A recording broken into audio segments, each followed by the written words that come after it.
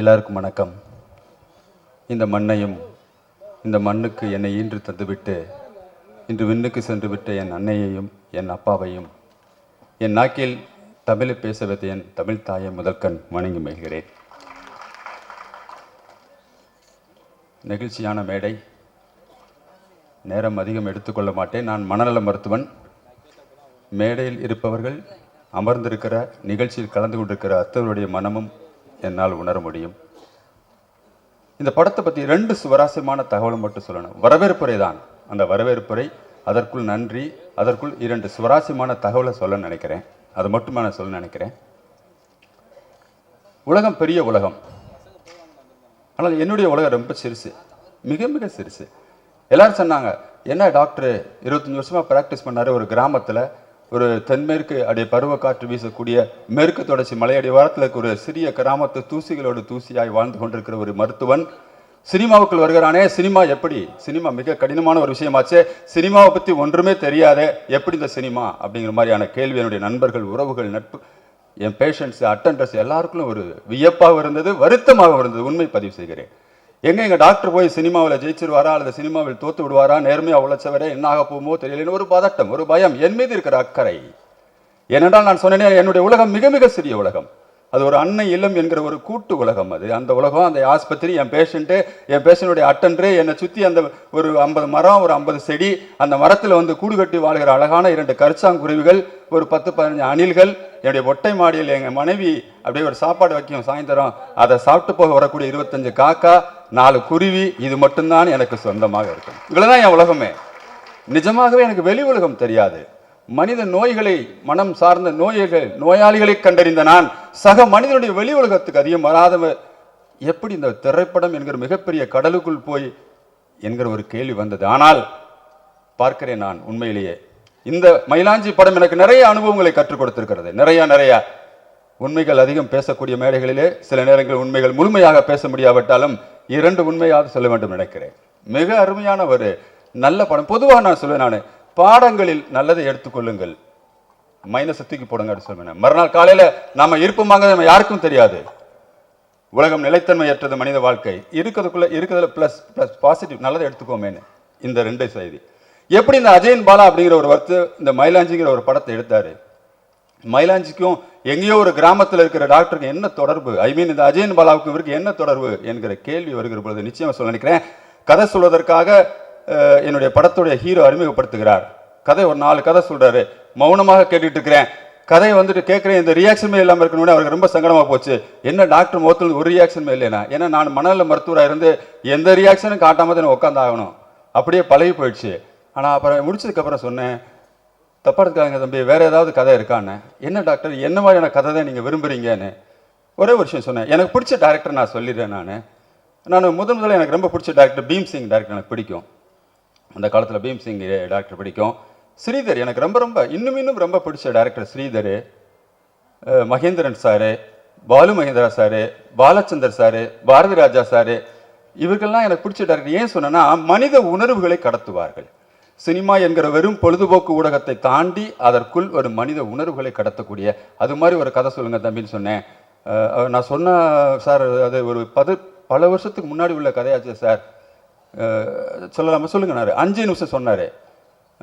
என்னுடைய மனைவி இந்த கதையை வேணாங்க, இதை தூரத்துக்கு போடுங்க, இப்போ உள்ள ட்ரெண்டிங்கான ஒரு கதையை பண்ணுங்க, இது பழைய கதை அப்படிங்கிற மாதிரி சொன்ன கதையாச்சு சார்ண்ணே. இல்லை, இதுதான் நம்ம படத்தோட கதை, அதுதான் மயிலாஞ்சின்னு சொன்னேன். நான் பழைய கதை அல்ல, உணர்வுகள் எதுவுமே பழசு கிடையாது, புதுசு கிடையாது. எல்லா மனிதருக்கும் உணர்வுகள் பழசு தான். அந்த உணர்வுகள், காதல் என்பது இந்த பூமி அழிகிற வரைக்கும் காதல் மிக உன்னதமான ஒரு நெகிழ்வான உண்மையான உணர்வு தான். அதனால அந்த உணர்வு என்கிற கதை பழசு, ஆனால் அதை கொடுக்குற விதம் புதுசாக கொடுங்கன்னு சொல்லிட்டு அந்த கதையை சூஸ் பண்ணேன். அப்படித்தான் இந்த மயிலாஞ்சி கதையை அஜயன் பாலாங்கிற டைரக்டரை சூஸ் பண்ணேன். உண்மையிலேயே அப்புறம் இந்த மயிலாஞ்சி படத்தில் எனக்கு கற்றுக் கொடுத்ததில்லை என்னன்னா, நட்பை கற்றுக் கொடுத்துருச்சுங்க. உண்மையிலேயே மிகப்பெரிய நட்பை கற்றுக் கொடுத்தது எனக்கு. நட்புக்கு வேல்யூ குறைஞ்சிக்கிட்டே போது நம்ம எல்லாரும் பேசிட்டு இருக்கிறோம். நிச்சயமா அது இல்லை அப்படிங்கிறத, நட்புக்கு வேல்யூ கொடுக்கிறவர்களும் இருக்கிறார்கள் என்பதை இந்த மயிலாஞ்சி எனக்கு கற்றுக் கொடுத்துருக்கிறது. எப்படி என்று சொன்னால், மயிலாஞ்சி படத்துக்கு டைரக்டர் ஃபிக்ஸ் பண்ணியாச்சு, இசையமைப்பாளரை ஃபிக்ஸ் பண்ணியாச்சு. அந்த நேரம் வந்து ஒரு ஃபோன் கால் வருது நம்முடைய டைரக்டருக்கு, அவர் ஒளிப்பதிவாளர் செலியன் சார். என்னன்னா, டே அஜயன் பாலா, அப்புறம் 18 வருஷத்துக்கு முன்னாடி ஞாபகம் இருக்கா, முதல்ல படம் பண்ணுனா நான் தான் உனக்கு ஒளிப்பதிவாளர்னு சொல்லிட்டு எனக்கு ஒரு ₹1 நீ அட்வான்ஸ் கொடுத்தியா, அது ஞாபகம் இருக்கான்னு சொல்லி கேட்குறாரு. அந்த ₹1 நான் பத்திரமா வச்சிருக்கிறேன், நீ மறந்துட்டியடா, அந்த படத்துடைய ஒளிப்பதிவாளர் நான் தான் சொல்லிட்டு வாலண்டியராக வந்தாரு. நட்புக்காக வந்த அந்த நட்பை நான் பார்க்கிறேன். உண்மையிலேயே நட்பு இன்னும் சிதைந்து போகவில்லை. அதுக்கப்புறம் இசையமைப்பாளர் யாருன்னு கேட்டவுடனே ஒரு தம்பியை சொல்கிறோம் நம்ம, இருக்கட்டும் அந்த தம்பியை நீ அடுத்த படத்துக்கு போட்டுக்கோங்க. இது ஒரு அழகான மென்மையான காதல் என்கிற ஒரு உணர்வை அழகான கோணத்தில் சொல்கிற கதை. இந்த கதைக்கு இசையமைப்பாளர் என்று சொன்னால் ஒரே ஒரு இசையமைப்பாளர் தான். நுணுக்கமாக உங்களுடைய உணர்வுகளை கடத்தக்கூடிய மனிதர் என்று சொன்னால் அது இசைஞானி இளையராஜா தான் என்று சொல்லி அவர்கிட்ட போறாரு. டைரக்டர் யாருன்னு தெரியாது, தெரிஞ்சாலும் என்னுடைய தயாரிப்பாளர் யாருன்னு தெரியாது. ஆனா அங்க செலியன் என்கிற ஒற்றை நட்புக்காக உடனே இளையராஜா சார் எனக்கு தெரியாதுப்பா, புக் பண்ணிப்பா, முடிஞ்சு போச்சு. அங்கேயும் நட்பு பேசியது உண்மையிலே. அடுத்து எடிட்டர் யாரும் சொல்றாரு பாத்தீங்கன்னா, உண்மையிலேயே பெரிய பெரிய மலைகளை செதுக்கிய எடிட்டர் ஸ்ரீகர் பிரசாத் சார் இந்த மயிலாஞ்சி என்கிற சிறிய கூழாங்களையும் செதுக்கி விட்டிருக்கிறார். உண்மையில் அவருக்கு நான் இந்த தருணத்தில் நெகிழ்ச்சியோடு நான் நன்றியை பதிவு செய்ய வேண்டும். அந்த ஸ்ரீகர் பிரசாத் சார் என்பவரையும் இந்த படத்துக்கு அழைத்து வந்தது செலியன் சார் என்கிற அஜயன் பாலா மீது வைக்கிற நட்பு. அப்படியே யோசிச்சு பார்க்குறேன். வெற்றிமாறன் சார் போய் ஒரு நாள் கூட்டிகிட்டு போனாங்க, இந்த படத்தை ப்ரெசென்ட் பண்ணணும் அப்படின்னு சொல்லிட்டு அவர்கிட்ட கேட்கும்போது அடுத்த நொடி சொல்கிறார், என்னுடைய ப்ரெசன்ட் படத்துக்கு ப்ளஸ் நல்லா அமையும் நினைக்கிறீங்களா, நிச்சயமாக போட்டுக்கோங்க, ஒரே வரியில் முடித்து விட்டார். அங்கு நெடிய நட்பினுடைய அந்த இது பேசிச்சு. திரும்பி பார்க்கிறேன், மிஸ்கின் சார் துவக்க விழா அன்னைக்கு மிஸ்கின் சார் வர்றாரு. அவர் சொன்ன நேரத்துக்கு கரெக்டாக வந்துட்டாரு, இன்றைக்கும் சொன்ன நேரத்துக்கு கரெக்டாக வந்துட்டாரு. மனதார அன்றைக்கு வாழ்த்தினார். இந்த படம் உண்மையில் என் கையை பிடித்து கையில் ஒரு முத்தமிட்டு சொன்னார். அந்த முத்தத்தை இன்றைக்கும் நான் பத்திரமாக என்னுடைய வீட்டு அலமாரியில் வைத்திருக்கிறேன். நான் மிஸ்கின் சார் கொடுத்த முத்தத்தை. டாக்டர் நீங்கள் திரைப்படத்துக்கு வேணும், நிறைய நல்ல படங்களை பண்ணணும். அந்த ஒரு நட்பை நான் பார்க்கிறேன். உண்மையிலேயே எங்களுடைய எல்லாத்துக்கும் மேலான நட்பு எங்களுடைய அண்ணன் நட்பு, சீமான் அண்ணன் அவர்களுடைய நட்பு. என்னுடைய அண்ணன் தான் அவர். இந்த கட்சி தலைவராக தெரியலாம், தமிழக மக்களுக்கு அறிமுகலாம், உலகம் முழுக்குமே அறிமுகமான ஒரு தமிழ் பேசக்கூடிய தமிழ் மக்களுடைய தலைவரை சிந்திக்கக்கூடிய ஒரு தலைவர். ஆனால் எனக்கு அவர் அண்ணன். அங்கும் ஒரு நட்பு, எங்கள் இரண்டுக்குள்ள நட்பு. ஆக சுற்றி சுற்றி இந்த மயிலாஞ்சி நிறைய நண்பர்களை எனக்கு உருவாக்கி கொடுத்துருக்கிறது. நிகில் முருகன் என்கிற PRO அவரே எனக்கு உருவாக்கி கொடுத்துருக்குது. புதுசாக இப்போ தான் சந்தித்தேன். சந்திச்சோடனே நேற்று என் மனைவிக்கு வந்து உடனே ஒரு ஃபோனை போட்டு ஒரு வடமொழி முருகன் கோயிலுக்கு போய் கும்பிட்டுட்டு வாங்கன்னு சொல்லிட்டு அவருடைய அந்த 10 நிமிஷத்தில் அவர் 15 ஃபோன் பண்ணிட்டாரு.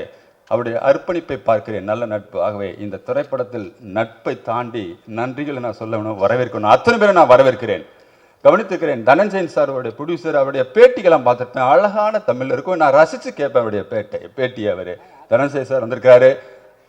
என்னுடைய அன்பு மாமா நடிகர் சிங்கப்புலி, சிறு வயது முதலேருந்து எங்களோட நாங்கள் கட்டி தழுவி வாழ்ந்த அந்த நாட்கள், அது அன்பு நட்பு உறவு பார்க்கிறேன் நான். என் மாமா பேரரசு சார் வந்து இந்த படம் வெளிவருவதற்கு முக்கியமான ஒரு சில காரணங்களில் அவரும் ஒருத்தர் என்பதற்காக நன்றி கூறுகிறேன். உண்மையிலேயே கங்கைமரன் சார், நான் இளையராஜா சாரை எந்த அளவுக்கு நான் ரசிக்கிறேனோ அதை ஒரு படி கங்கைமரன் சாரை ரசிப்பேன். நான் சிறு வயதிலேருந்தே கங்கைமனுடைய பாடல்கள், கங்கைமனுடைய இசை, கங்கைமனுடைய பேச்சு, இதை ரசித்து வளர்ந்தவன் நான். உண்மையிலேயே அது ஒரு பட்டாம்பூச்சியோ ஒரு தட்டானும் என் கன்னத்தில் முத்தமிட்டு போன மாதிரியே இருக்கும். காதோரம் என்று கேட்டாலும் ரீங்காரம், அந்த மாதிரி கங்கைமனுடைய பாடல்கள். RV உதயகுமார் சார் அவர்களுக்கு நான் நன்றி வரவேற்கிறேன், மனமாற வரவேற்கிறேன் இந்த படக்குழு சார்பாக. என்னுடைய பாலிய நண்பர், என்னுடைய வகுப்பு தோழர், ADGP-யாக இருக்கிறார் தினகரன் IPS. உண்மையிலே அவரை வந்து எந்த நிகழ்ச்சிக்கு இதுவரைக்கும் எந்த ஆடியோ லான்ச்சோ அல்லது எந்த சினிமா சார்ந்த நிகழ்ச்சிக்கு எந்த அழைப்பு வந்தாலுமே ப்ரீவியஸோ எதுக்குமே நான் வந்ததில்லை. ஆனால் எனக்கு ஒரு மெசேஜ் போட்டிருந்தாரு, இங்கு ADGP தினகரன் IPS-ஆக நான் வரவில்லை, பள்ளி நாட்களில் சைக்கிளில் நம்ம 2 பேரும் போனோமே, அந்த சைக்கிளுக்கு பின்னாடி நீ உட்கார, நான் அழுத்திட்டு போனேன் பாரியா, அந்த பள்ளித்தோழன் அர்ஜுன் அன்புக்காக வருகிறேன் என்று சொன்ன நட்பை பார்க்கிறேன். அவருக்கு என்னுடைய மனமார்ந்த நன்றி. நடித்து கொடுத்த ஹீரோ உண்மையிலே ஸ்ரீராம் சொல்லவே வேணாம், நீங்கள் பாருங்கள், உண்மையிலேயே நல்லா வரணும். அவருக்கு என்னுடைய வரவேற்பையும் நன்றியும் சொல்லிக்கொள்கிறேன். கிறிஸ்ஸா குரூப் என்னுடைய படத்துடைய கதாநாயகி, உண்மையிலே சொல்கிறேன், மிகையாக அல்ல, நடிப்பில் கூட மிகையாக இல்லை, கீழேயும் இல்லை, அந்த சாரு கேரக்டராகவே வாழ்ந்திருக்கிறார்கள். அதற்கு நான் அவருக்கு மனமார்ந்த நன்றியையும் பாராட்டையும் சொல்ல கடமைப்பட்டிருக்கிறேன். AL விஜய் சார் அவருடைய தெய்வ திருமகன் படத்தை நாங்கள் ஃபேமிலியோடு உட்காந்து பார்த்து திரும்ப திரும்ப பல முறை இப்பயும் போட்டு பார்த்துக்கிட்டு இருக்கிறோம். நாங்கள் உண்மையிலே மிக சிறந்த படைப்பு கொடுத்த அவரை நான் மனமாற இந்த மயிலாஞ்சி படக்குழு சார்பாக வரவேற்கிறேன், நன்றி சொல்கிறேன். இயக்குனர் மீரா கதிரவன் சொன்ன அவரை நான் மனமாற வரவேற்கிறேன். கலந்து கொண்டிருக்கிற மீடியா நண்பர்கள், இந்த செய்திகளை நீங்கள் கடத்தி கொண்டு போக வேண்டும். உண்மையிலேயே துவக்கத்தில் சொல்லுகிற பொழுது இந்த கதை காதல் என்பது வேறு விதமாக போய்கொண்டிருக்கிற இந்த சூழலிலே காதல் வேறு விதமானதா, என்றைக்கும் ஒரே விதமானது தான். உண்மையான காதல் என்பது காதலாக மட்டுமே இருக்க வேண்டும் என்பதை சொல்வதற்காக எடுக்கிற இந்த மயிலாஞ்சியை நீங்கள் கடத்தி என்னுடைய தலைமுறைக்கு கொண்டு போக வேண்டும், எளிய தலைமுறைக்கு. அவர்கள் அத்தனை பேருமே நான் மனமாற வரவேற்கிறேன், நன்றியும் சொல்ல கடமைப்பட்டிருக்கிறேன். எனக்கு இந்த படம் எடுக்கிறதுக்காக உறுதுணையாக இருந்த படம் எடுக்குன்னு சொன்னோன்னா அடுத்த செகண்டு என்னுடைய மனைவி, என்னுடைய குடும்பம், என்னுடைய மகன், என்னுடைய உறவுகள், நட்புகள் அத்தனை பேருக்குமே என்னுடைய மனமார்ந்த நன்றியை இந்த காரணத்தை நான் சொல்ல வேண்டும் நினைக்கிறேன். கலந்து கொண்டிருக்கிற வெறும் மயிலாஞ்சி பட விழா மட்டுமே அல்ல, ஒரு உணர்வு சார்ந்த விழாவை குடும்ப உறவுகளாக நினைத்து அத்தனை பேருமே கலந்து கொண்டிருக்கிறேன். உங்கள் அத்தனை பேருக்கும் என்னுடைய மனமார்ந்த நன்றியை நான் வரவேற்று மகிழ்கிறேன். பாலுமகேந்திரா சாருடைய மனைவி நான் இப்போதான் முதன்முறையாக பார்க்கிறேன். உண்மையிலே ஒளி ஓவியர், அவருடைய மனைவி, அவர் தலைமை தாங்கி இந்த நிகழ்ச்சியை வந்திருக்கிறதுக்கு நான் மனமாற வரவேற்றும் நன்றி சொல்லவும் நான் கடமைப்பட்டிருக்கிறேன். எத்தனையோ ஆண்டுகள் மறைந்தாலும் இன்றைக்கும் நட்போடு உயிர்ப்போடு இருக்கிறது என்பதை காட்டுவதற்கான நிகழ்வாக இது நடந்து கொண்டிருக்கிறதே. காதல் சினிமாக்குள்ளே, ஆனால் இந்த சினிமாவுக்கு வெளியே நட்பை நம்ம எல்லாரையும் இணைச்சிருக்கு என்ற செய்தியை சொல்லி இந்த இனிய தருணத்திலேயே உங்கள் அத்தனை பேருமே மயிலாஞ்சி படக்குழு தயார்பாக நான் மனமாற வரவேற்று நெஞ்சம் நெகிழ்ச்சிய ஒரு நன்றியை பதிவு செய்து விடைபெறுகிறேன். நன்றி, வணக்கம். நன்றி, வணக்கம். வணக்கம். எல்லாம் நல்லா இருக்கீங்களா? எப்படி இருக்கீங்க? 9 மணிக்கு ஆடியோ ஃபங்க்ஷன் அப்படின்னு சொன்னாங்க. அது தமிழ் சினிமாவில் நடக்குமா? அப்படி கொஞ்சம் சுகர் மாத்திரையெல்லாம் போட்டுட்டு 11-12 தான் நடக்கும். இந்த மயிலாஞ்சி இந்த படத்தை பற்றி என்ன பேசுகிறது அப்படின்னு இங்கே மேடையில் இருக்கிற எல்லா பெரியவங்களுக்கும் என்னோடய முதற்கண் வணக்கத்தை சொல்லிக்கிறேன். ஒவ்வொருத்தரையும் பற்றி பேசணும்னா நான் 5 வரி பேசுவேன், 10 வரி பேசுவேன், 15 வரி பேசுவேன், 20 வரி கூட பேசுவேன். ஆனால் அடுத்தவங்கெல்லாம் பேசணுங்கிறதுனால வணக்கத்தை சொல்லிட்டு மற்ற விஷயங்கள் பேசிடுவோம்.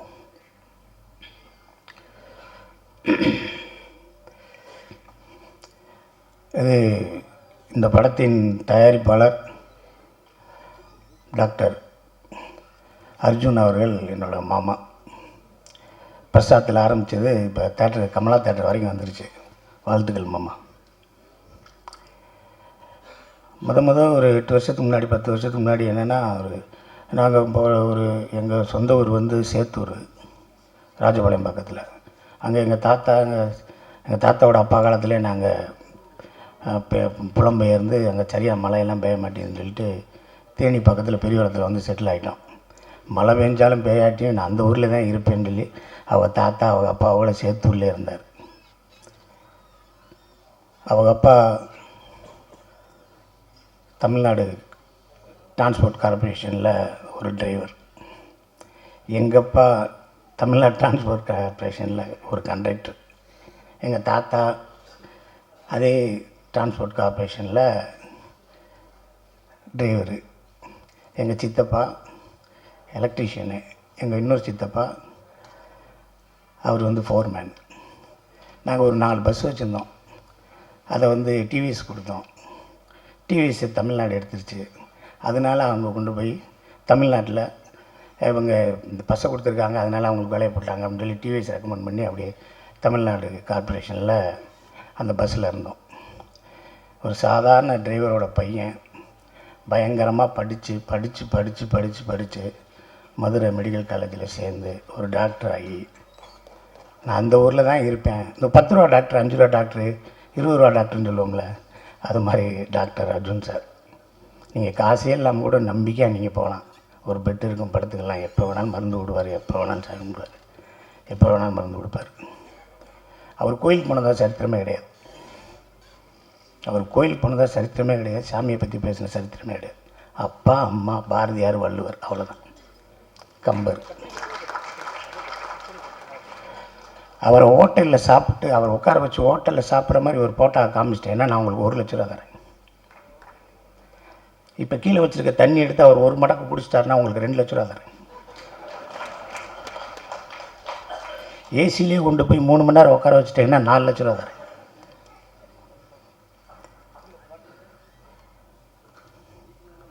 எதுவுமே செய்யாது. ஒரு சாதாரண மனிதனை மாதிரி ஒரு ஒரு ஒரு சாதாரண மனிதனே கிடையாது.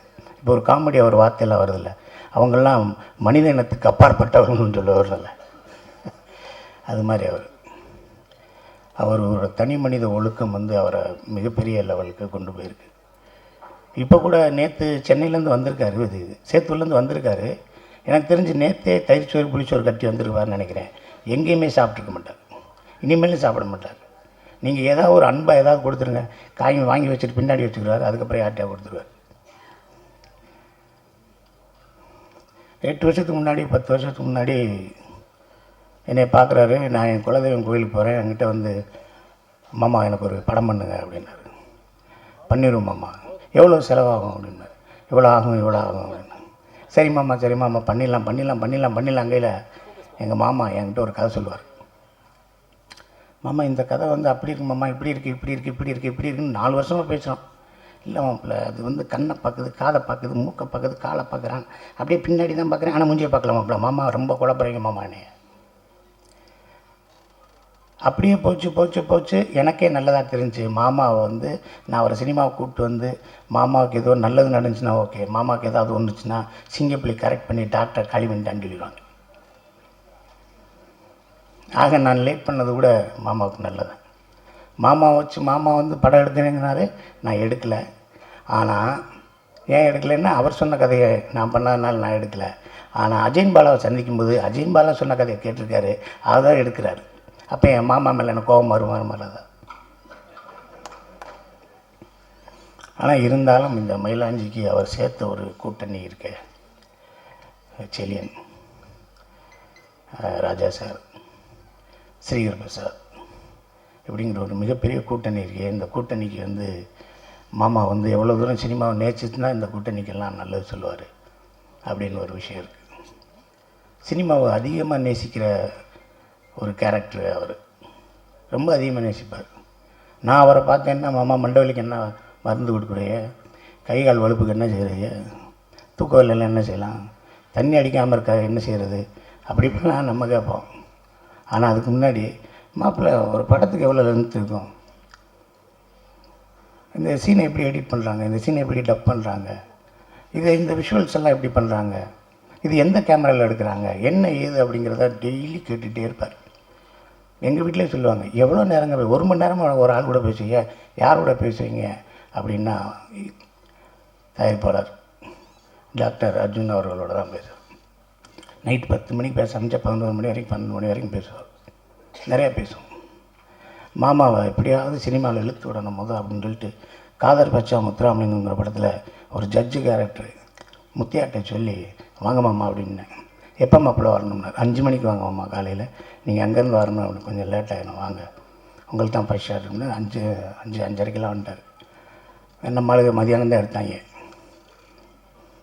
ஒரு 1:30 மணிக்கு தான் எடுத்தாங்க. மாப்பிள்ளை 5 மணிலேருந்து வந்துருக்கேன்னு, மாமா சாப்பிடுங்க மாமான்னு. அப்புறமேல் டப்புன்னு போய் காருக்குள்ளே உட்காந்து ஏதோ டிஃபன்லேருந்து அதை சாப்பிட்டார். நீங்கள் சாப்பிடலையா மாப்பிள்ளைன்னு மாமாவை கூப்பிட்டு போனோடனே அதில் தோசை ஊற்றிருந்தாங்க. தமிழ் சினிமாவில் இப்போ புதுசாக ஒன்று வந்துருக்குல்ல, லைவாக தோசை ஊற்றுறது, லைவாக இட்லி ஊற்றுறது, லைவாக பூரியை போடுறது, சின்ன தோசையாக போட்டாங்க. என்ன மாப்பிள்ள, என்ன மாமா சின்ன தோசையாக இருக்கும். சினிமாவில் ஒருத்தன் வளர்ந்துட்டான்னா அந்த எல்லா சாப்பாடுமே சிறுசாயிரும். பெரிய இட்லியாக போட்டாங்கன்னா அவன் இன்னும் சின்ன டெக்னீஷியனாக இருக்காங்க. ஏன்னா பெரிய இட்லியை பெரிய டெக்னீஷியன் கடிக்க முடியாதான், அதனால் சின்ன இட்லியை விடுவாங்க. சின்ன தோசையாக போட்டால் நான் பெரிய ஆள் தான் சின்ன தோசையாக போடணும். மனுஷன் பெருசாக சினிமாவில் பெருசாகிறேன்னா அவன் கேரியர் திறந்து பண்ணால் இட்லியிலே சின்ன இட்லியாக இருக்கும். ஏன்னா அவர் கடிக்க மாட்டார், ஏன்னா அவர் வேறு வேலை இருக்குது, வேறு என்ன வேலை இருக்குன்னு தெரியல.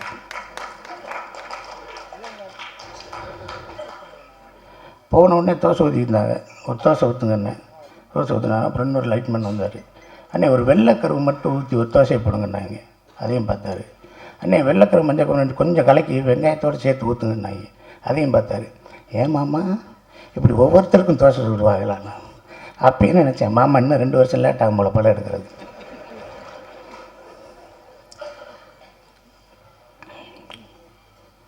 அப்புறம் எங்கள் மாமா வந்து 2 மணி நேரம் பேசுவார். மீட்டிங்லாம் பேசினான்னு 2 மணி நேரம் பேசுவார். என்னைய விவேக், சிநேகனை, லிங்கம்சாமி சார் எல்லாத்தையும் கூப்பிட்டு கம்பர் திருவிழா, பாரதி திருவிழா, வள்ளுவர் திருவிழான்னு சொல்லி அடிச்சு நொறுக்குவார். ராஜபாளையம், சேத்தூர், விருதுநகரிலே கல்லைக்கு எடுப்பார். ஒரு 1.5 கிலோமீட்டர் கொட்டடிச்சு இழுத்துட்டு போவார். டங்கடா டக்கடா டங்கடா டக்கடா டங்கடா டக்கடான்னு.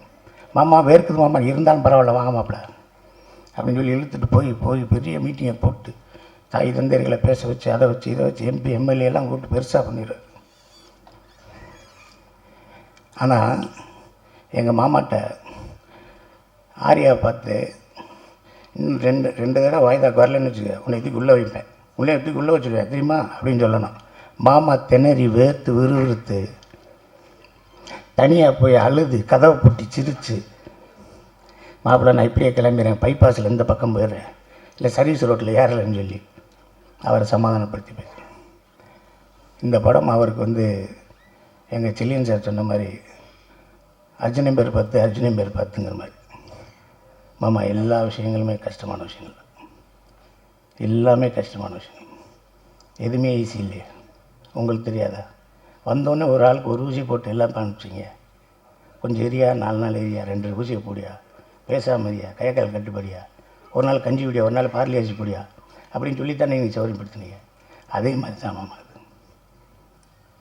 நீங்கள் வந்து கொடுது வறுமை கொடுது, இளமையில் வறுமை கொடுதுன்னு ஒன்று இருக்குல்ல, அது மாதிரி நீங்கள் முதல் படத்திலே இவ்வளோ சிரமப்பட்டிருந்தாலும் அதை உங்களை மிகப்பெரிய பக்குவப்படுத்தும். இந்த உட்காந்துருக்கார கங்கைமரன் சார், அவங்க படாத கஷ்டமா? இந்த என் சகோதரர் இருக்கார் மிஸ்கின் சார், அவர் படாத கஷ்டமா? அந்த ஐஏஎஸ் எல்லாம் அவர் எப்படி படித்தார்னே தெரியல. அவரை நீங்கள் எனக்கு அறிமுகப்படுத்தி வச்சிங்க. அவரை கொரோனா காலத்தில் நான் படுத்தின பாடு உங்களுக்கு தெரியுமா? அவர் படுத்தின பாடு தெரியுமா உங்களுக்கு? எவனோ ஒரு டிஜிபிட்ட என்னென்ன கேட்பான். நான் ஃபோன் பண்ணி கேட்டு, அர்ஜுனன் சார் மறுமையாக பேசுகிறேன் சிங்கப்பிள்ளைன்னு, சொல்லுங்கள் என்ன செய்றீங்கண்ணே, அது கிடைக்குமாண்ணே. ஷாக்காயிட்டார். சிங்கப்பிள்ளையாக பேசுகிறது நானே தான். இது இந்த வாய்ஸை கூட ரெக்கார்ட் பண்ணி வீட்டுக்கு அனுப்புங்க, அவர் வாய்ஸான்னு செக் பண்ணிக்கோங்க. என்னை சென்னையில் வேலை பார்க்க விடுங்க, காவல்துறையில் லாண்ட் ஆர்டரில் இருக்கேன்னாரு. அவரை விடவே இல்லையா? என் நம்பரை பிளாக் பண்ணுற வரைக்கும் அவரை டிஸ்டர்ப் பண்ணி படித்து எடுத்து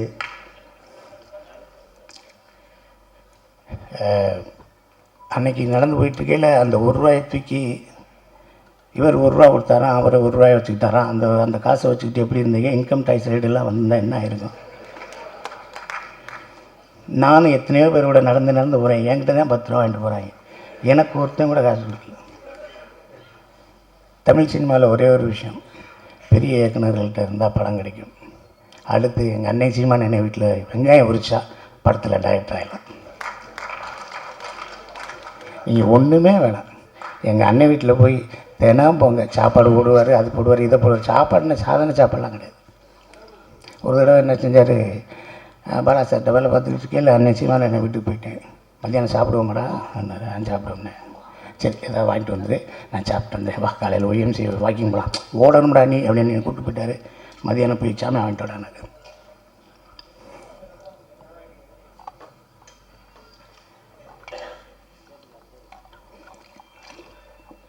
நான் போய் கடைக்கு போய் 1 கிலோ அரிசி, 2 10 ரூபா பாக்கெட்டு தயிர் பாக்கெட்டு, ஒரு 4 முட்டை, ஒரு 1/4 கிலோ வெங்காயம், ஒரு 200 சிக்கன் வாங்கிட்டு வந்து அண்ணே சமைக்கலாம்னே. என்னடா தம்பி நீ இப்படி லூஸ் பேலாக இருக்க, இப்போ 11 மணிக்கு வந்துடுவாங்கடா தம்பியெல்லாம், போடா முதல் நான் சொல்கிறத எழுதுறான்னு. ஒரு 60 முட்டை,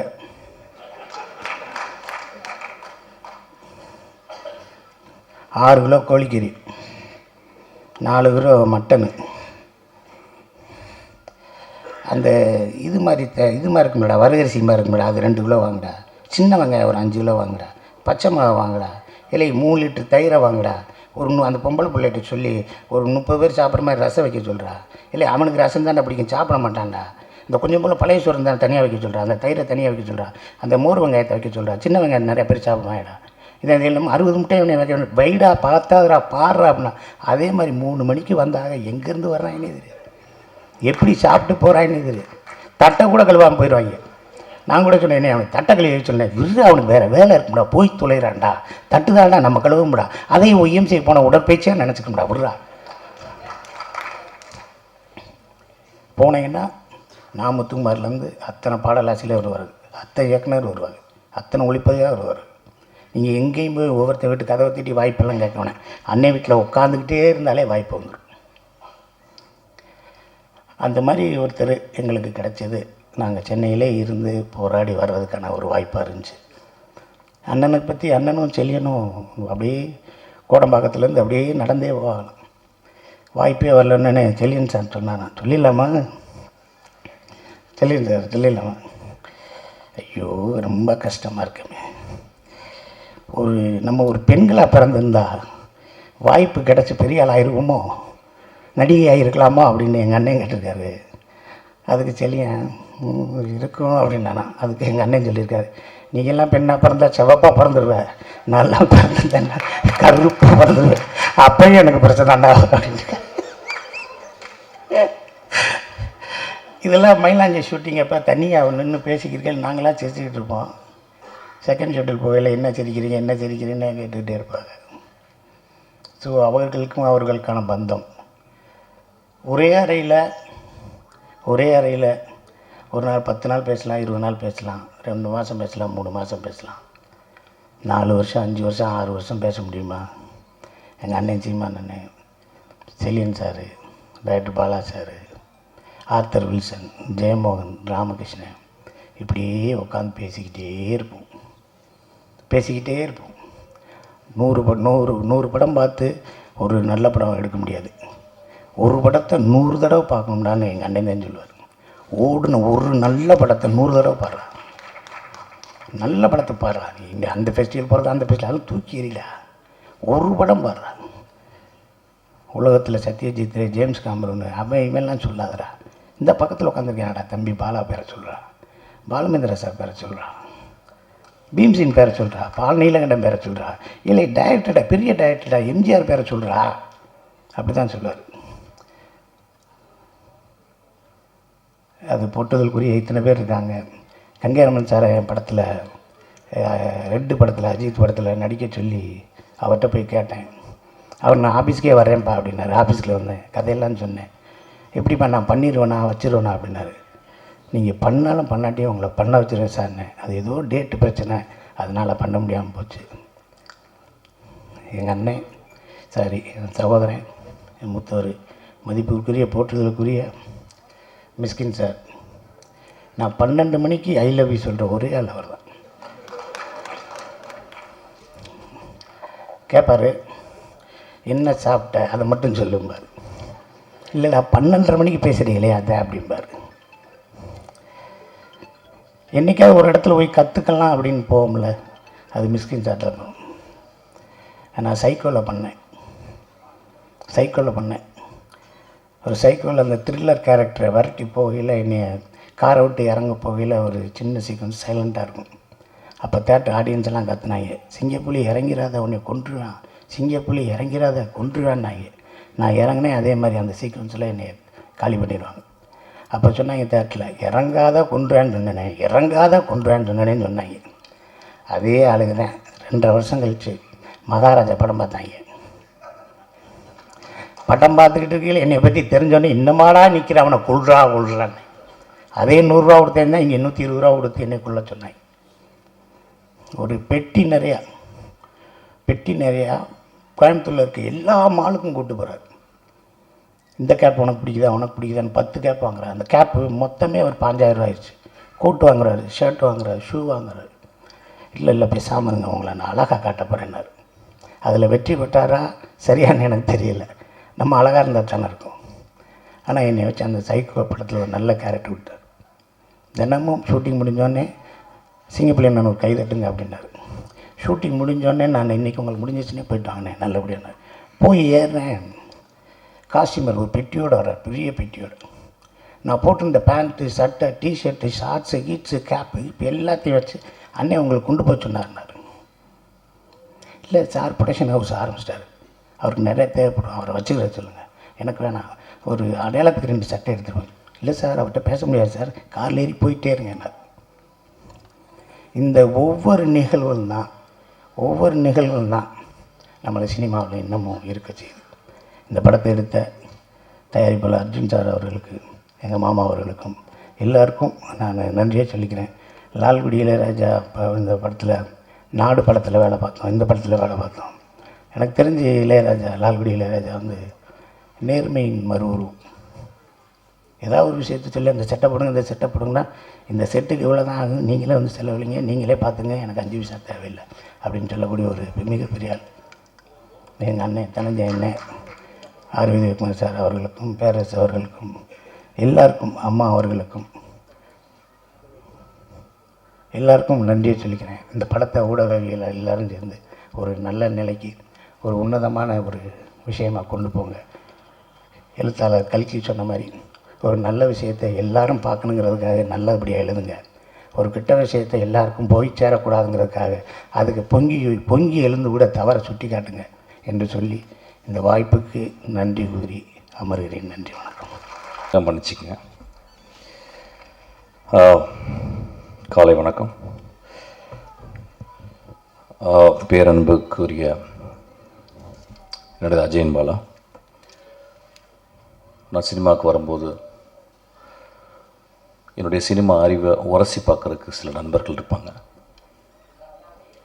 ஒரு பயங்கர ஒரு கண்டென்ட்டிவான கான்வர்சேஷன் பண்ணணுன்னா ரொம்ப சில பேர், வெற்றிமாறன், அஜயன் பாலா, என்னுடைய அசிஸ்டன்ட் டைரக்டர் சில பேர் உங்களோட. ஸோ என் சினிமாவை ஒரு சிக்குமுக்கி கல் போல் நான் ஒன்று சொல்ல, அவர் அதை எதிர்த்து சொல்ல, ஒரு டயலக்டிக்கலாக என் சினிமாக்குள்ளே வந்ததுக்கு அஜயன் பாலாவும் காரணம். அஜயன் பாலா எங்கே இருக்கீங்க? Ajayan Bala very good human being, ரொம்ப பண்பான மனிதர், அன்பான மனிதர். அதனாலே ரொம்ப நாள் சினிமாவில் கிடைக்கல அவருக்கு.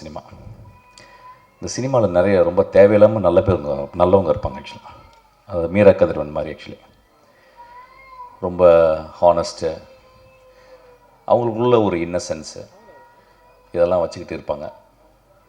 ஸோ அதனால் ஆக்சுவலாக எனக்கு முன்னாடி வெற்றிமாறனுக்கு வந்து அஜயன் பாலா சினிமா எடுத்துருக்கணும். But life is always it has its own plan. So இன்றைக்கி எடுத்திருக்காரு. இதில் என்ன எனக்கு ரொம்ப பிடிச்சது அப்படின்னா, இல்லை ராஜா அப்பாவை அவர் இன்க்ளூட் பண்ணது தான். நான் உள்ளே உட்காந்துருக்கும்போது பாட்டு கேட்டேன். அது சில இடங்களில் அவர் ஏன் ராஜான்னு சொல்கிறோம் அப்படின்றது தெரிஞ்சுது. ரொம்ப எக்ஸ்ட்ரானரி ஃப்ரேசஸ்ஸு.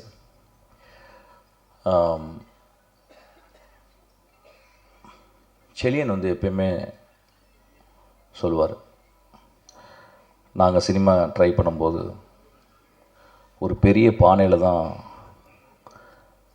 சாப்பாடாக்கி நாங்கள் 1 மணிக்கு வருவோம் பசியோடு. நாங்கள் பசியோடு 1 மணிக்கெல்லாம் படுத்துருவோம். ஒரு 1:30 மணிக்கு எட்டி உதச்சி எழுப்பி டேய் சமைங்கடான்னு சொல்லுவார் எங்கள் அண்ணான்னு சொல்லிட்டு கண்கலங்க சீமன் சார் பற்றி பேசியிருக்காரு. ரொம்ப சந்தோஷம் சார், ரொம்ப நன்றி சார்.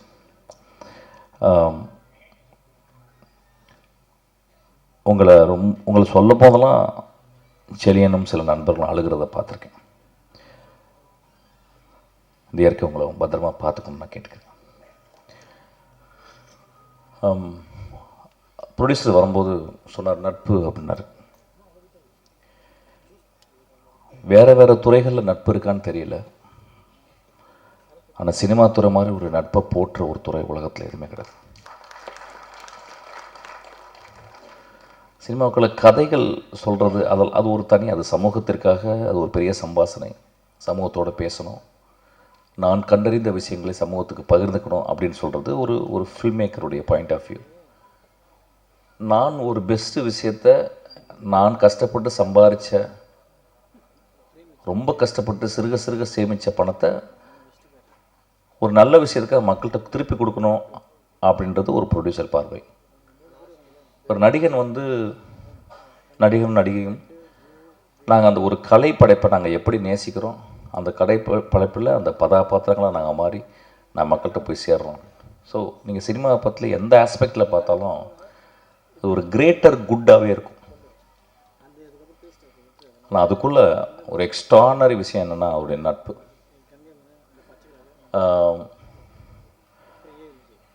எவ்வளோ பிரச்சனைகள் இருக்கும், நம்ம வெளியே உட்காந்து காசிப் பேசிடுவோம், அவனை பிடிக்காதுன்னு சொல்லிடுவோம், இல்லை ஒரு மேடையில் விமர்சிச்சிருவோம். ஆனால் அவங்களுடைய ஒர்க்கை அந்த நட்பு எப்பயுமே விட்டு கொடுக்காது. அவங்க அதை சிலாகிச்சு தான் பேசுவாங்க. எனக்கு அவர் பிடிக்காதுப்பா, ஆனால் அவன் பயங்கரமான ஃபில்ம் மேக்கர் அப்படின்றாங்க. எனக்கு அவர் பிடிக்காதுப்பா, ஆனால் நல்ல படம் மட்டும் எடுப்பான்னு சொல்லுவாங்க. ஸோ சினிமா வந்து ஒரு பெரிய நட்பு சமுத்திரம் தான் அது. எனக்கும் அஜயன் பாலாவுக்கும் அந்த மாதிரி நட்பு தொடர்ந்துக்கிட்டே இருக்குது. அப்படி ஒரு நட்பு இருக்கிறதுனால தான் வெற்றிமாறன் வந்து அஜயன் பாலாவை கூடவே வச்சுக்கிட்டு வெற்றிமாறன் திறந்த அந்த நூலகத்துக்கு ஒரு படிப்பாளியும் ஒரு பண்பாளனையும் ஒரு உண்மையாக இருக்கிற ஒரு மனிதனையும் வந்து அதை பார்த்துக்க சொல்லி வெற்றி அஜயன் பாலாவுடைய வாழ்க்கையில் மிக முக்கியமான ஒரு பொறுப்புன்னு நினைக்கிறேன் ஆக்சுவலாக. ஸோ இந்த திரைப்படம் ரொம்ப முக்கியமான திரைப்படம். அப்பா வந்திருக்காரு, கங்கைமன் அப்பா. நான் அவர் தான் ரீசெண்டாக அவர் கூட இருந்து ஒரு முழு நாள் அவர் கூட இருந்த ஒரு பேர் அனுபவம் எனக்கு கிடச்சிது. ஒரு பெரிய polymath. I think name anything in cinema I would have done. அவருடைய நட்பு கிடச்சது எனக்கு பெரிய இந்த இயற்கை எனக்கு கொடுத்த வாரம்னு நினைக்கிறேன். அப்புறம் இங்கே பேசும்போது வந்து ப்ரொடியூசர் சார் வந்து பேசினார், ஒரு மனநல மருத்துவராக பேசினார். ஒரு கதாசிரியனும் ஒரு சமூகத்தின் மனநல மருத்துவம் தான். ஒரு சினிமா எதுக்கு பார்க்குறோம் அப்படின்னா, ஒரு நல்ல ஃபில்ம் மேக்கர் வந்து ஒரு நல்ல கதை வந்து ஒரு தெரப்பி. கதைகள் எதுக்காக சொல்லப்படுது அப்படின்னா, ஒரு சமூகத்திற்கு தெரப்பி. எப்படி இருக்கணும், எப்படி இருக்கக்கூடாது, எப்படி வாழணும், எப்படி பிரச்சனைகள் வரும்போது அதிலேருந்து கலண்டு வரணும் அப்படின்றத ஒரு சமூகத்திற்காக ஒரு எழுத்தாளன் தன் வாழ்நாளை மறந்து யோசிச்சுக்கிட்டே இருக்கான். நிறைய பேர் சில காரணங்களில் குடிக்குள்ளே போய் ஒளிஞ்சிருவாங்க. அதுக்கு கூட அதுதான். ஏன்னா அந்த கவனம் அதுக்குள்ளேயே இருக்கணும் அப்படின்ற மாதிரி கூட சில டைம் தன்னை மாய்ச்சிக்கிட்டு சமூகத்திற்காக ஒரு தெரப்பிஸ்ட் வாழ்க்கை என்றைக்குமே சந்தோஷமாக இருந்ததே கிடையாது. அது ஸ்டார்ட் ஃப்ரம் ஃப்ராய்டியை எடுத்துக்கிட்டால் கூட, லக்கானை எடுத்துக்கிட்டால் கூட, யாருடைய ஒரு கிரேட் தெரப்பிஸ்ட் வந்து ஹாப்பியாக இருந்ததில்லை. ஏன்னா அந்த ஹாப்பினஸ் எல்லாம் எப்படி சமூகம் ஹாப்பியாக இருக்குன்றதுக்காக அவன் தன் வாழ்நாளில் ஒரு மெழுகுபத்தி போல் எரிச்சுக்கிட்டு அவன் வந்து சமூகத்தை பத்திரமா பார்த்துக்கிறான். ஸோ நீங்கள் இந்த படத்துக்கு ப்ரொடியூசராக வந்தது, it is not an irony sir, it is a very beautiful circumstances. இது வந்து ஒரு எக்ஸ்ட்ரானரி ஒரு ஈவெண்ட்டு. அப்புறம் நான் இப்போ ஒரு படத்தை பார்க்கும்போது, இப்போ 30 வருஷம் சினிமாவில் இருந்த பிறகு ஒரு விஷயத்தை நான் கொஞ்சம் கொஞ்சமாக புரிஞ்சுக்கிறேன். அதையும் நான் என் அசிஸ்டன்ட் டைரக்டரை சொல்லிக்கிறேன். நேற்று கூட அதை பற்றி பேசினேன், அதை நான் பகிர்ந்துக்கணும்னு ஆசைப்பட்றேன். Future cinema film makers are people who want to invest their time and money in cinema. Triangle தெரியும் எல்லோரும், முக்கோணம். அந்த முக்கோணத்தில் 5 வகையான முக்கோணங்கள் இருக்குது. ஐசாஸ்லஸ் ட்ரையாங்கிள் அப்படி இப்படி நிறையா இருக்குது. அதில் ஈக்குலேட்ரல் ட்ரையாங்கிள் ஒன்று இருக்குது. அதாவது 3 பக்கமும் ஒரே அளவு உள்ள ட்ரையாங்கிள். 3 பக்கமும் ஒரு சினிமான்றது ஒரு ஈக்குலேட்ரல் ட்ரையாங்கிள்னு நான் நினைக்கிறேன். ஒரு சினிமா விஷன்லேருந்து ஆரம்பிக்குது. ஒரு கலை எப்படி இருக்கணும் அப்படின்ற ஒரு விஷன், அதுதான் கதாசிரியன், அவங்க கூட இருக்க அசிஸ்டன்ட் டைரக்டர் எல்லாமே. அதுக்கப்புறம் அந்த சினிமா அது ஆர்ட்டு. அதுக்கப்புறம் சினிமா ரைட் டெக்னீஷியன்ஸ்கிட்ட சூஸ் பண்ணுறோம். அந்த விஷனை வந்து எப்படி அதை வந்து உருவாக்குறது அப்படின்றது ரைட் டெக்னீஷியன். செலியன் போன்ற, இல்லை லால்குடி சிவாஜி இளையராஜா போல், அல்லது வந்து சீகர் பிரசாத் போல், இளையராஜா போல் ஒரு டெக்னீஷியன்கிட்ட கொடுக்குறோம்.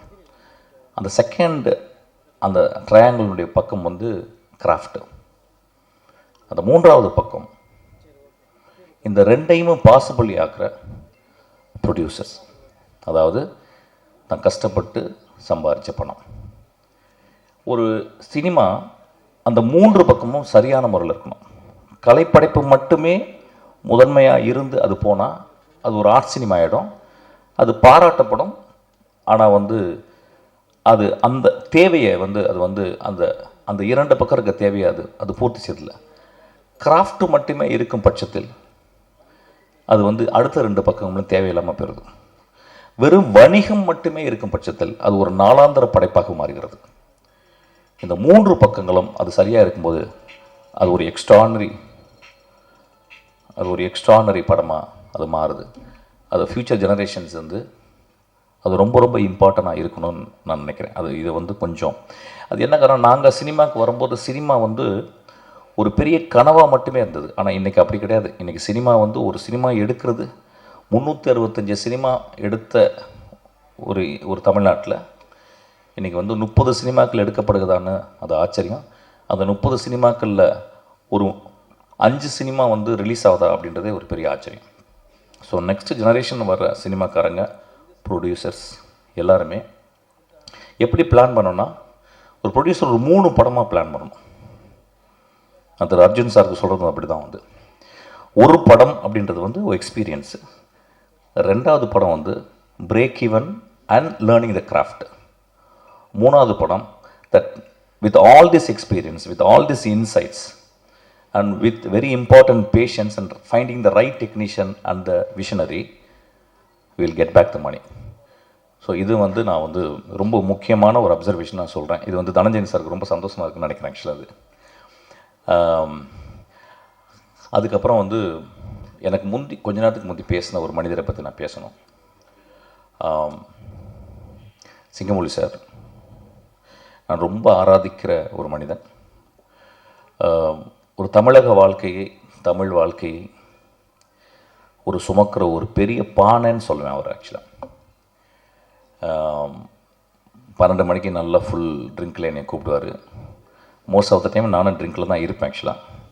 அப்போ 12 மணிக்கு மேலே இது வரைக்கும் எந்த பொண்ணு என்னை கூப்பிட்டு லவ் யூ சொன்னதில்லை. அவர் தான் கூப்பிட்டா ஐ லவ் யூன்னு. நானும் ஐ லவ் யூ சார், எத்தனை போய்கிட்டு இருக்கு அங்கே அப்படிம்பேன். இங்கே 4 போய்கிட்டு இருக்கு சார், இங்கே 2 சார், இன்னும் கொஞ்ச நேரத்தில் 4 வந்துடும் அப்படின்னு சொல்லுவேன். தண்ணி குடிக்கலான்னு எடுத்தால் அதுலேயும் பிரிட்டிஷ் எம்பர்னே வருது ஆக்சுவலாக. ரொம்ப அலாதியான மனிதர், மனதில் இருக்கிறது அப்படியே பேசக்கூடிய மனிதர், மனிதர்கள் மேலே அவ்வளோ நேசத்தை கொட்டுற மனிதர். 12 மணிக்கு ஒருத்தர் ஃபோன் பண்ணி ஐ லவ் யூ சொல்கிறாரு அப்படின்னா ஒரு 200 பெண் இதயங்களுக்கு உள்ளே வச்சுருக்க ஒரு மனிதன் நினைக்கிறேன் ஆக்சுவலாக. அவர் கூட ஒர்க் பண்ண டைம் நான் சொன்னேன், அவர் கூட நான் ஒர்க் பண்ணணும் அப்படின்னு சொன்னேன். ஏன்னா அவர் எப்போ பார்ப்பேன், பேச மாட்டார், இப்போ சிரிப்பார், போவார். ஆனால் அந்த மனிதரோட ஒர்க் பண்ணேன். அந்த ஒரு கொஞ்ச நாள், ஒரு 10 நாள் நான் ஒர்க் பண்ணேன். ரொம்ப ஒன் ஆஃப் த பெஸ்ட். அவர் கூட பேசிக்கிட்டே இருப்பார், ரொம்ப ஜாலியாக பேசிகிட்டே இருப்பார், எல்லா விஷயம் சொல்லுவார். நிறைய கதைகள் அவர்கிட்ட இருக்குது ஆக்சுவலாக. சினிமாவில் தான் இந்த மாதிரி ஒரு ஆளை நீங்கள் பார்க்க முடியும். எப்படி சொல்லலாம்னா, சொல்லுவாங்க ஒரு ஒரு கிழவன் இறந்து போய் விட்டால் நூலகம் எரிந்து போயிடுதுன்னு ஒரு ஆப்பிரிக்கா பழமொழி இருக்குது. அந்த மாதிரி ஒரு பழைய கிழவன் தான் அவர் ஆக்சுவலாக. இந்த மாதிரி கிழவர்கள் இன்றைக்கி இல்லை, செத்து போயிட்டாங்க நிறைய பேர். நம்ம அப்பா அம்மா எல்லோரும் செத்து போயிட்டாங்க ஆக்சுவலாக. எங்கள் சீமானனை கூட அப்படி தான், ஒரு பெரிய கிழவன் தான். ரொம்ப நீங்கள் ஆனால் நீங்கள் வந்து பெண்ணாக பிறந்தாலும் நீங்கள் அழகாக தானே வந்திருப்பீங்க. அப்புறம் வந்து அவன் வந்து உங்கள் அழகை பார்க்கறதுனால நீங்கள் பேச்சு வன்மை இருக்குல்ல, அதில் அவன் மயங்கி அவங்க ஒரு 20 பேர் பின்னாடியே தான் வந்திருப்பாங்க சேவன்னா. ஸோ அதனால் நீங்கள் நெகட்டிவாக ஃபீல் பண்ணாதீங்க ஆக்சுவலாக. ஸோ இந்த மேடை ரொம்ப அழகாக இருக்குது. அதுக்கு வந்து அஜயன் பாலாவை நான் ரொம்ப பாராட்டுறேன். இந்த மேடை வந்து எப்படின்னா ரொம்ப நேசிக்கக்கூடிய மேடை, மனிதர்களை நேசிக்கக்கூடிய ஒரு மேடை. இங்கே இருக்க எல்லா மனிதரும் அதில் வந்து ஒரு பொட்டு வச்சது மாதிரி பாலுமேந்திரா அம்மா ஐயாவினுடைய துணைவியார் இங்கே இருக்குது. அவங்க வந்தது என்னமோ ஒரு விழாவில் வந்து ஒரு பூ வச்சது மாதிரி இருக்குது. கலைஞர்கள் இறப்பதே இல்லை அப்படின்றத அது சொல்லுது ஆக்சுவலாக. அந்த அம்மா எனக்கு தெரியல, அப்புறம் வந்து சொன்னாங்க அப்படின்னோடனே ரொம்ப ஷாக் ஆச்சுன்னா, மாறுது, முகம் மாறிக்கிட்டே இருக்குது, உடம்பு மாறிக்கிட்டே இருக்குது, உடம்பு சுருங்குது, முகம் சுருங்குது. ரொம்ப நன்றிம்மா நீங்கள் வந்தது, ரொம்ப அழகு. தப்பாக எடுத்துக்காதீங்க, எல்லோரும் எந்திரிச்சு ஒரு கிளாப் பண்ணுவோம் அந்த அம்மாவுக்கு ஆக்சுவலாக.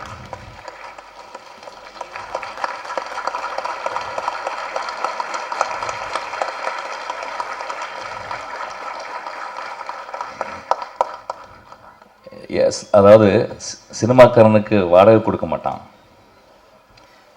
சினிமாக்காரனுக்கு எங்கே போய் போனால் வாடகை கொடுக்க மாட்டான். ஆனால் ஐயா சினிமாக்கார மாதிரி அன்பானவன் எவனுமே இல்லையா, அதுக்கு சாட்சி தான் என் ஆக்சுவலாக. ரொம்ப நண்பர்கள் நிறைய பேர் இருக்காங்க, நான் பேசலை, விஜய் சாரிடாக்கண்ணா.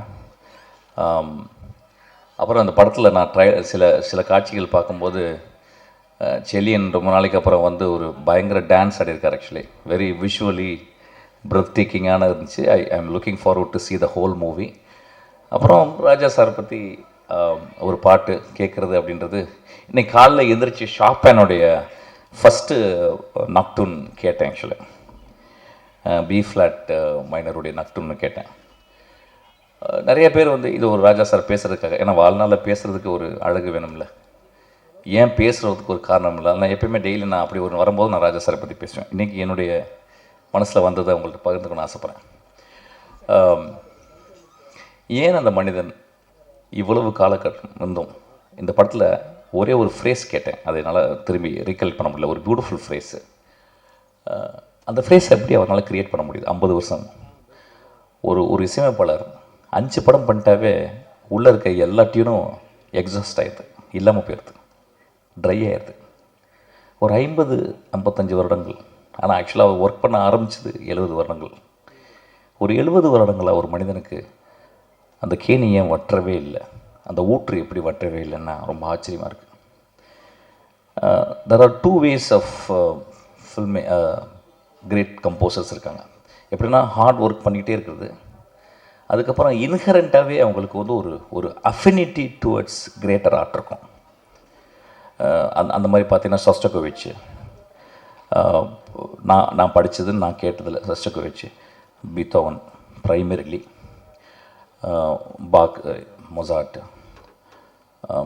ஷூபர்ட், ரக்மானினோ, அவங்களாம் அவங்கள என்ன பார்த்தீங்கன்னா inspirations bent towards art, 24/7 thinking about music, அதுக்கப்புறம் அவங்க ப்ராக்டிஸு.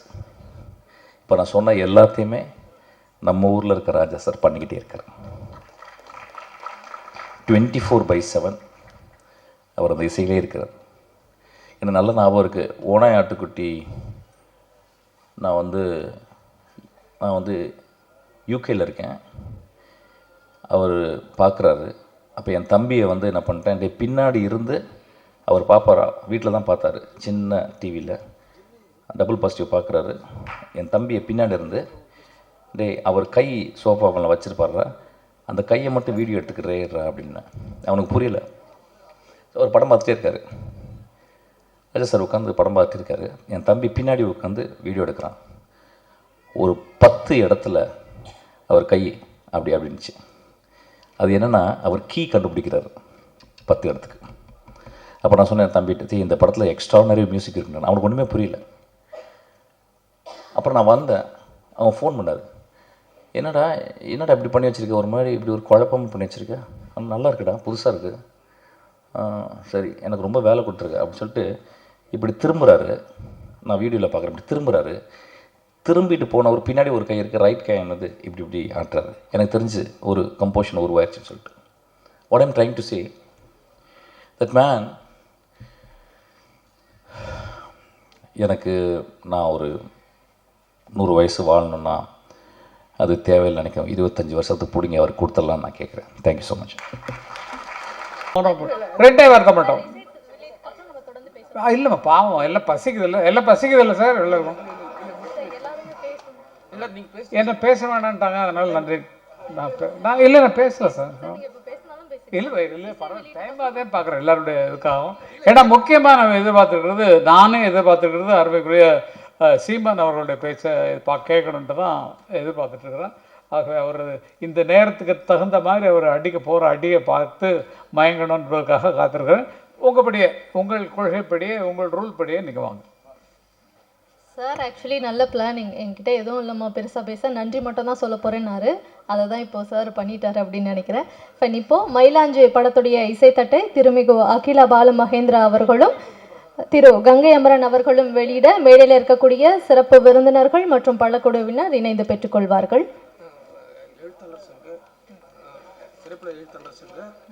பேசுகிறேன். நீ என்ன எனக்கு பேச போகிறீங்கன்னு நான் எதிர்பார்த்துட்டு இருக்கேன். மற்றவங்களுக்கெல்லாம் அப்படி போற்றி புகழ்ந்து வார்த்தையெல்லாம் பேசுகிறீங்களே, எனக்கு என்ன பேச போகிறீங்கன்னு நினச்சா விட்டு விடுறீங்களே. ஓகே, நன்றி. ஏன்னா நிகழ்ச்சி நேரம் நீண்டு கொண்டே போவதால் நிறைய வேலையை வைத்துக்கொண்டும் நமக்கு ஒன்றும் வேலை கிடையாது, பேசாமல் உட்காரலாம். ஆனால் எனக்கு அருமைக்குரிய பிள்ளையை நினச்சா அவர் எத்தனை புராணம் விட்டு வந்திருக்காரோ நமக்கு தெரியாது. அந்த மாதிரி அவர் அருமையான அவரை எழுதுகிறோம் அக்கறை எடுத்து வந்திருக்காருன்னா அந்த படத்து மேலே அவருக்கு எவ்வளோ ஆசை இருக்குங்கிறத நம்ம புரிஞ்சுக்கணும். இவ்வளோ நேரம் உட்காந்துருக்காருன்னா அந்த ஆசையும் புரிஞ்சுக்கணும். நீங்கள் நிஜமாவே ரொம்ப சந்தோஷமான ஒரு விஷயம். இங்கே பார்க்குறது எல்லாமே மனசுக்கு மகிழ்ச்சியான ஒரு விஷயமாக இருக்கிறது. அப்பா அப்பா அப்பா அப்பா அப்பான்னு கூப்பிடக்கூடிய 2 பிள்ளைங்க இன்றைக்கி இங்கே வந்தது. டைரக்டர் விவரம் சீமான் அவர்களும் அப்பா அப்பா அப்பாவை தவிர வேறு ஒன்றும் கிடையாது. அப்பா அவர் பெரியப்பா, நான் சித்தப்பா, அந்த மாதிரி. அதே மாதிரி பார்த்தா எங்கள் உறவு முறையில் எங்கள் ஊர் மாப்பிள்ளை ஆர் உதயகுமார் அவர்கள், அவர் சின்ன வயசில் எனக்கு மாலை போட்டேன்னு சொன்னார். நிஜம்தான். அவங்க ஊரில் எல்லாம் போய் பாடினவங்க நாங்கள். கம்யூனிஸ்ட் கட்சியின் சார்பாக அரசியல் பாடல்களை பாடியவர்கள் நாங்கள். டாக்டரை பற்றி சொல்லணுன்னா மனநல சரியில்லாதவர்களை சரி செய்யக்கூடியவர்னு சொன்னார். எனக்கு கொஞ்சம் மனநிலை சரியில்லை, சரி பண்ணணும். நிஜமாகவே என்னென்னா தான் பெரிய டைரக்டராக ஆகிட்டு இல்லை வேண்டாம் நீங்கள் டைரக்டர்லாம் ஒன்று சேர்ந்துங்க, நான் டைரக்ட் பண்ண மாட்டேன் அப்படின்னு சொல்லி ஒதுங்கி இருக்கிறாரோ உதயகுமார் அவர்கள் என்று நினைத்து கொண்டு. ஏன்னா நல்ல வெற்றி படங்கள்லாம் கொடுத்தவர். அவங்களாம் நிறைய வெற்றி படம். ஏன் போய் யூனியனில் உட்காந்துட்டு படம் எடுக்க மாட்டேங்க? உங்களுக்கு சிந்தனைலாம் போச்சா என்னாச்சு எனக்கு தெரியல. நிறைய கதைகள் வச்சுருக்கீங்க, நிறைய மியூசிக் வச்சுருக்கீங்க, நிறைய பாட்டு எழுதக்கூடியவங்க, நிறைய அறிவுள்ளவர்கள், ஆற்றல் உள்ளவர்கள். நீங்களும் சரி, ஆர் உதயகுமார் சரி, அது நம்ம செல்வமணியும் சரி, நிறைய வெற்றிகள் படங்கள் கொடுத்தவங்க. ஏன் இப்படி உட்காந்துருக்குறீங்க, ஏன் படத்தை பண்ண மாட்டேங்கிறீங்க அப்படிங்கிற கேள்வி எனக்கு ஒன்று உண்டு. அந்த கேள்வி போட்டால் பதில் நீங்கள் அப்புறம் சொல்லி நல்ல படங்களை எடுத்துக்கொள்ளுங்க. நான் அதிக நேரம் பேச போவதில்லை. சார் வந்திருக்காரு, தினகரன் சார் வந்திருக்காரு. நாங்கள்லாம் மாதத்துக்கு 2 மாதத்துக்கு ஒரு தரம் சந்திக்கக்கூடிய ஒரு குரூப்பில் நாங்கள்லாம் ஒன்றா இருக்கிறோம். அதே பெரிய சந்தோஷம். ஹீரோயினையும் பார்த்தேன், ரொம்ப நல்லா படத்தில் ரொம்ப நல்லா பண்ணிருக்காங்க. அண்ணனுடைய ஒருக்கு அண்ணன்ட்ட நேற்று சொன்னேன், அண்ணா நான் இன்னைக்கு ஏதுமா கேமரா இதுதானா அங்கேயா? ஓ நீங்கள் வந்திருக்கீங்களா? அதான் கலாட்டா பிடிச்சாலும் நீங்கள் வராமல் இருக்க மாட்டேங்கிறீங்க. சார் கேமரா பார்த்து பேசுகிறேன் சார், இந்த கேமரா இல்லை. ஓகே. இதனால் செய்து கொள்வது என்னவென்றால், இந்த நிகழ்ச்சிக்கு நாங்கள் வந்திருக்கிறோம். எங்கள் மனமாற பாராட்டக்கூடிய இந்த மயிலாஞ்சி படம் வெற்றி பெறணும் அப்படிங்கிறது எங்களுக்கெல்லாம் ஆசை. அது நிஜமான ஒன்று. இன்றைக்கி என்ன நாள்னு சொன்னால், இன்றைக்கி நிச்சயதார்த்தம் பண்ணக்கூடிய ஒரு நாள். இன்றைக்கி நிச்சயதார்த்தம் பண்ணுறோம். ரிலீஸ் அன்றைக்கி தான் முகூர்த்த நாள் அன்றைக்கு அறிவிக்கப்படும், பின்னால் அறிவிக்கப்படும். இன்றைக்கு நிச்சயதார்த்தம் பண்ணியாச்சு. இந்த இவங்க நடிக்கிறாங்க, இவங்க பார்ட்டிசிபேட் பண்ணிருக்கிறாங்கன்னு அறிவிச்சாச்சு. படம் ரிலீஸ் அன்றைக்கி தான் திருமண நிகழ்ச்சியாக நடக்கும். இந்த நிகழ்ச்சியில் கலந்துட்டது எனக்கு ரொம்ப பெருமை. ஏன்னா நான் எதிர்பார்த்து காத்து கொண்டிருப்பது அருமைக்குரிய எங்கள் பிள்ளை சீமான் அவர்களது பேச்சை கேட்கத்தான். ஆகவே அவருக்கு நேரத்தை கொடுத்து அவர் பேசுவார் கேட்டுக்கொண்டு. அது என்னவோ என்ன இன்ட்ரடக்ஷன்லாம் நிறைய வச்சுருக்காங்க, கட்டாகுங்க அப்படின்றாங்க. அதனால் கட்டாகாமல் அவர் எப்படி வரவேற்பீங்களோ வாங்க. ரொம்ப நன்றி. இந்த நிகழ்ச்சியில் கலந்து கொள்ள என்னை அழைத்ததற்காக அண்ணன் இளையராஜாவுக்கு நன்றி. ஏன்னா அவரே போயிட்டு வந்துடா அந்த நிகழ்ச்சிக்கு அவரும் சொன்னார் நேற்று நைட்டு. ஆகையால் அதுக்காக அண்ணனுக்கு நன்றி. அண்ணன் எப்போதும் இப்படி தான், அண்ணன் இல்லைன்னா தம்பி அங்கே நிற்பேன், அதுக்காக தான். ஓகே, ரொம்ப நன்றி. உங்களை எல்லாம் பார்த்தது உங்களுக்கு இருக்குது. நான் அப்புறம் வரேன். தேங்க்யூ. எல்லாருக்கும் பத்திரிகையாளர்கள் அனைவருக்கும் நன்றி. மிக்க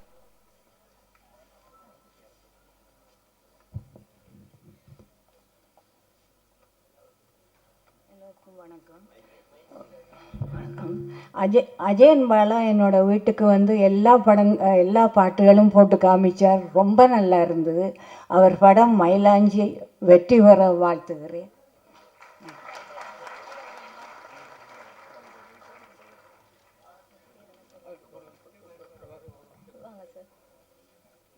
ஒரு விஷயத்த சொல்ல மறந்துட்டேன், ரொம்ப நேரம் பார்க்க போகிறதில்ல. மயிலாஞ்சின்னு எனக்கு நிஜமாகவே தமிழ் அறிவு அவ்வளோ கிடையாது. ஆனால் நேரம் தமிழ் பாட்டு நிறைய எழுதிடுறேன். மயிலாஞ்சின்னா எனக்கு என்னது, மயிலாஞ்சின்னா என்னது அப்படின்ற மாதிரி ஒரு டவுட் இருந்தது. நேற்றே கூப்பிட்டாங்க. நைட்டு ஜெயஸ்தாஸுக்கு ஃபோன் பண்ணால் அவர் அமெரிக்காவில் இருந்தார். குருஜி இந்த மயிலாஞ்சின்னா என்னது? அதான் இந்த கையில் போட்டால் சிவப்பாமடா அதான் அப்படின்னாரு.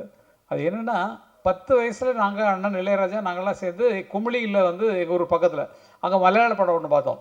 பெரியாரே பெரியாரே பர்வத நிறையுடே பனி நீரே குளிரும் கொண்டு குணுங்கி நடக்கும் மலையாளி பெண்ணானு நீ மயிலாடும் கொல்லில் பிறந்தோம், பின்னே மயிலாஞ்சி காட்டில் வளரணும். இது மயிலாஞ்சி மட்டும்தான் தெரியும் எனக்கு.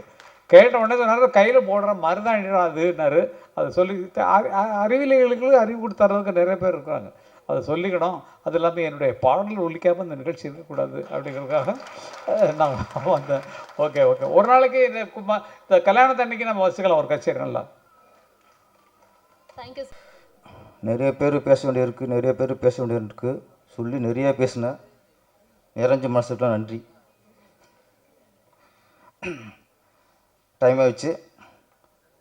சீமான் எப்போ பேச வருவாருங்கிறத விட எல்லாம் எப்போ பேச முடிப்பாங்கன்னு நிர்வாகம் காத்து கிடக்கு. இங்கே கமலா தேட்டர் நிர்வாகம். சுருக்கமாக முடிச்சுக்கிறேன். இந்த மேடையில் நான் பதிவு வேண்டிய விஷயம் ஒன்று, எனக்கு சிறப்பாக அமைஞ்சதுன்னா ஒளிப்பதிவாளர் செலியன் என் நண்பர்னா என் ஊர்க்காரர். ஆட்டசங்கோட்டையில் என்னுடைய ஊர் நண்பர். ஆரம்ப காலத்தில் நாங்கள் தென்றல் என்ற கையெழுத்து பிரதி, அப்புறம் அடுத்தது யார், அப்புறம் நாடகம்லாம் போட்டு ஊரில் ஒரு வழி பண்ண ஊரை. நான் உதயக்குன்னா சேரணும்னு நான் ஊர் கிளம்பும்போது நண்பர் செலியனும் நண்பர் கவிஞர் ஐயப்ப மாதவனும் 2 பேர் தான் என்னை ட்ரெயினில் ஏற்றி வழி பண்ணி போச்சாங்க. அப்படி வந்தவன் தான் நான் இங்கே. இந்த மேடையில் செலியனுக்கு ஐயப்ப மாதவனுக்கும் நன்றியை தெரிவித்துக் கொள்கிறேன். ஆனால் அஜயன் பாலா மிகச்சிறந்த ஒரு மனிதர். முதல்ல அவருக்காக வாழ்த்தத்தான் நான் இங்கே வந்திருக்குது. சிங்கம் என்ன சொல்லும்போது, பிரிச்சு சொல்லும்போது 5 ரூபா டாக்டரு, 10 ரூபா டாக்டரு, 5 ரூபா டாக்டர் சொன்னாப்புல.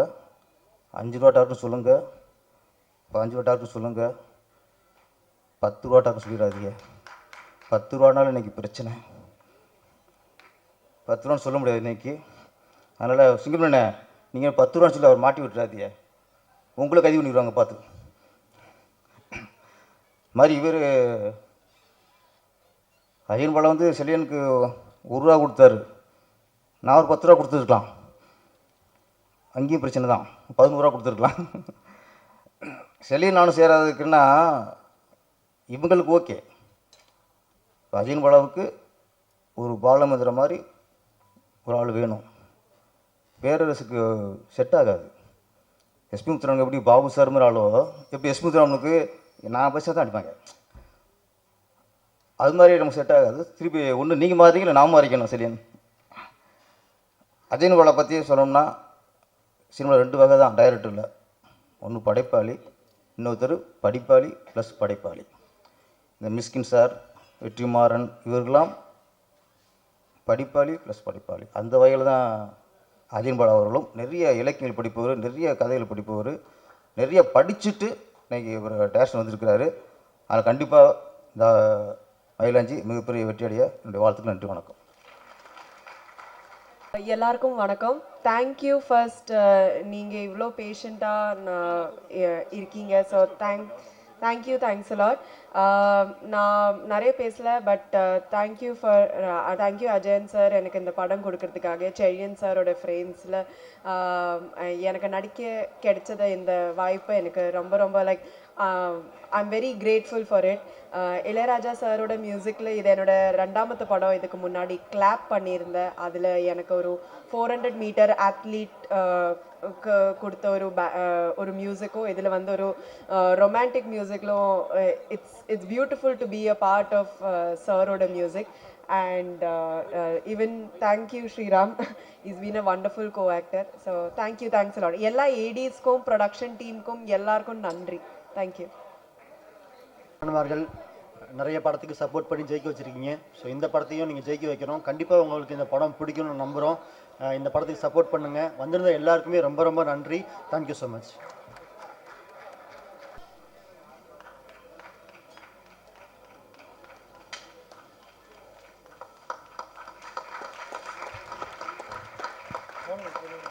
டாக்டர் அர்ஜுன் பிரசன்ஸ் மயிலாஞ்சி படத்துடைய இசை வெளியீட்டு நிகழ்வு மிக சிறப்பாக நடைபெற்று கொண்டிருக்கிறது.